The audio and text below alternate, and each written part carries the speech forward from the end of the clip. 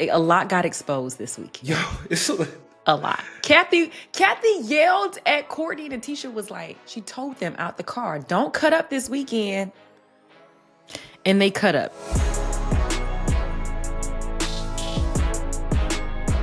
The WNBA All-Star Game was this past weekend. And baby, let me tell you, it seemed like it was a whole lot of strapping going on.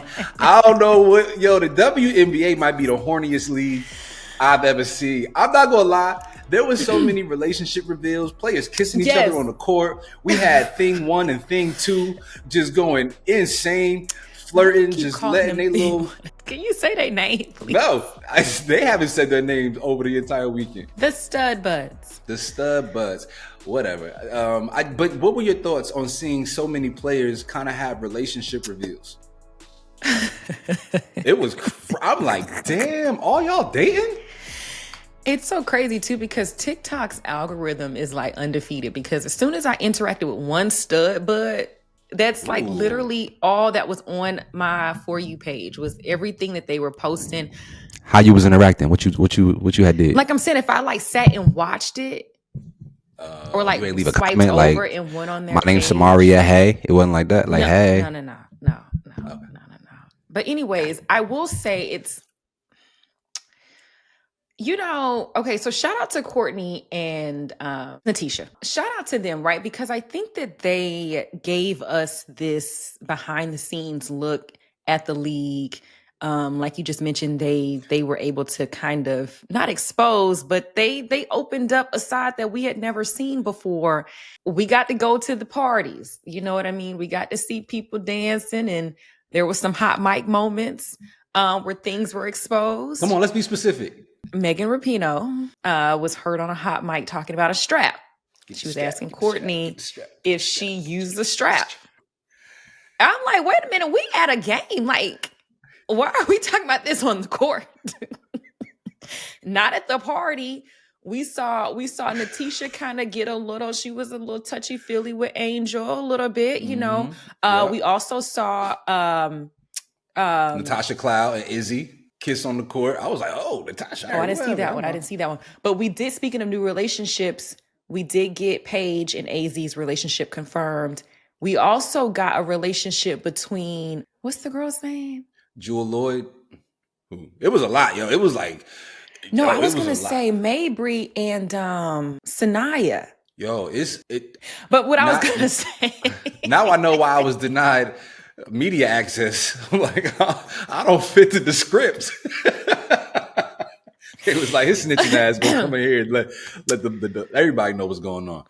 Let me ask you a question. I was gonna say, I don't know if this is gonna bode well. Well, that's what I wanted to ask you. I'm not trying to.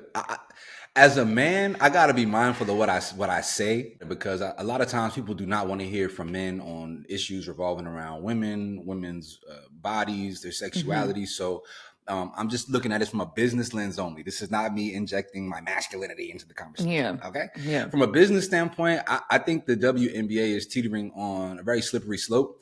While it's cool to have certain storylines and certain narratives, just create conversation, in the long run, having a league of players that are fraternizing in this way, I think can potentially mess up the brand not the brand, but the business of the basketball. And the basketball should be the main thing. When you have this level of fraternizing, this is the kind of stuff that corporate CEOs have been taken down for. We couldn't fraternize like this when I used to work at the mall. Right? Like, there was a strict policy, like, hey, when I used to work at Sears in the shoe department, like, you could not be dating your Sears coworkers unless you kept it on the lowest of lows, right? Like, because it creates, if something were to go bad, something were to go awry, the company can be potentially liable, right? Like, if you have two players who are dating in the locker room and say they get into a physical altercation, that might leave the team vulnerable to lawsuits or something like that. Like, there's real implications here. So I think the WNBA is going to have to do something at some point to kind of police these relationships. There's just too much liability. And maybe I'm bugging. You let me know. I think we're too far gone. We a lot got exposed this week. Yo, A lot. Kathy yelled at Courtney, and Tisha was like, she told them out the car, don't cut up this weekend. And they cut up. Yeah, I think unfortunately, Rodney, we're a little too far to kind of wheel it back in. And I feel like we weren't talking about basketball this weekend. We weren't talking about the skills competition or Sabrina winning the 3-point contest or even what happened in the All-Star game itself. We're talking about storylines. We're talking about who's dating who, them arguing about who's supposed to open the door, who more masculine.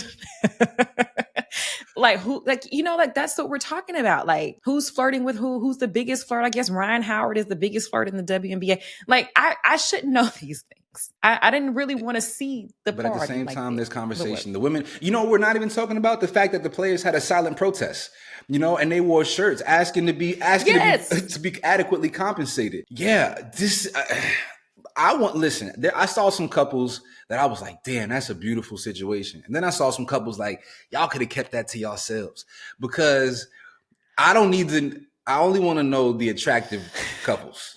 Okay, let me just be frank. Right, let me be frank. No. We need to be honest about this. Okay, it was cool when there was certain couples, but some of y'all could keep y'all out of plain view. Okay, I think it's not a good look.